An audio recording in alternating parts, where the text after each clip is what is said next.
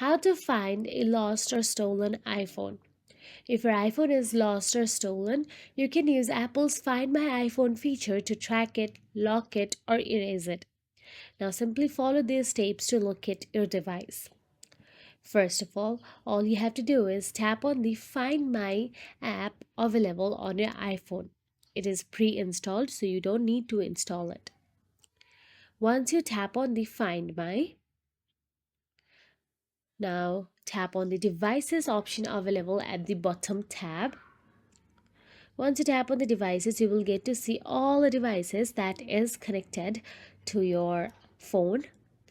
So tap on the device you are looking for and you will see its last location on a map. You can also tap on the direction option available to navigate to that direction, or you can simply tap on the play sound if it helps and if it is nearby, or lock the iPhone with a passcode and display a message with your contact info by tapping on the lost mode option available there.